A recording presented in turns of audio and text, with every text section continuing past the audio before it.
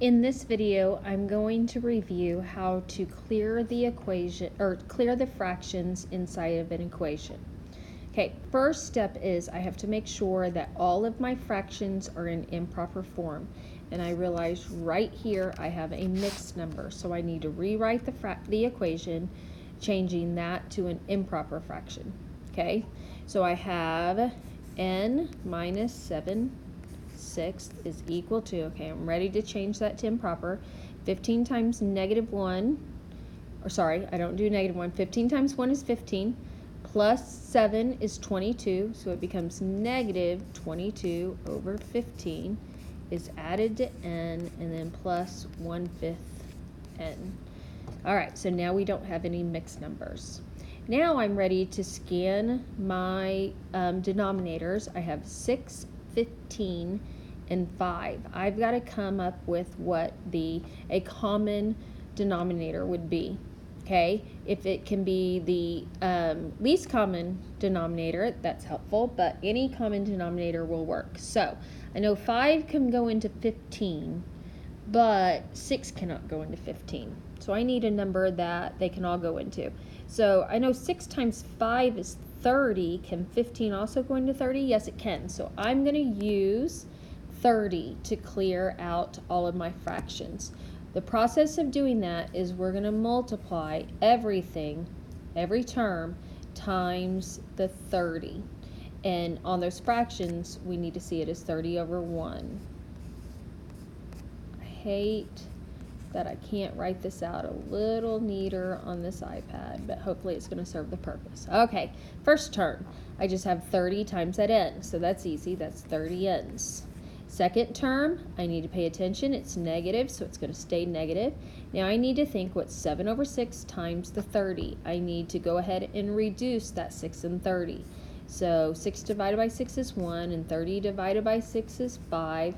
Now I just do 7 times 5, and I record 35. That's equal to, notice that next fraction is negative, so keep that negative symbol. Now I do the multiplication, going ahead and doing my reducing first of the 15 and 30. I think 15 divided by 15 is 1, and 30 divided by 15 is 2. Okay, so now I've got to do 22 times 2, which is 44. The next one is just 30 times n, so that's going to be plus 30n. Now the next term was positive, so I copy that down, and I've got to go ahead and multiply those together, doing my clearing of those fractions, or of the 30 and 5 first, the reducing. So I divide by 5, 5 divided by 5 is 1, and 30 divided by 5 is 6, so now I think 6 times 1 is 6, so that's 6n. Alright, the purpose of choosing a common denominator was because my goal was to turn every one of those denominators to a 1, getting rid of the denominators, ultimately the fractions. So now I can go ahead and just solve this equation. So if you need to see me watch, or need to see that, go ahead and keep watching. Otherwise, if that's enough, you can stop now. Okay, on the right hand side, my n's need to combine, so I'm going to change that to negative 44 plus 36 n's. On the left hand side, those don't combine, so I have 30n minus 35. And I'm going to do my commitment. I'm going to think, what side do I want my n's on? Would I rather have 30 or would I rather have 36? I'd rather have the 36, so I'm going to do n's there and constants on the left. So on the left, what's not a constant? Those 30 n's, so I'm going to cancel them out with their opposite. I'm going to keep it balanced by doing that on both sides. Alright, on the right hand side, the n's stay, the constants got to cancel. So the opposite of negative 44 is positive 44. So keep it balanced by doing that on both sides. Alright, now let's combine everything. 30n, take away 30n, that's gone. Negative 35 and positive 44 is positive 9. On the right hand side, negative 44 and 44 zero out.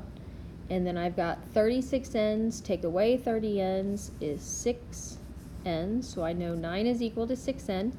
I'm ready to divide by the coefficient of 6, and I realize n is equal to 9 over 6, or if I go ahead and reduce that, that would be 3 over 2.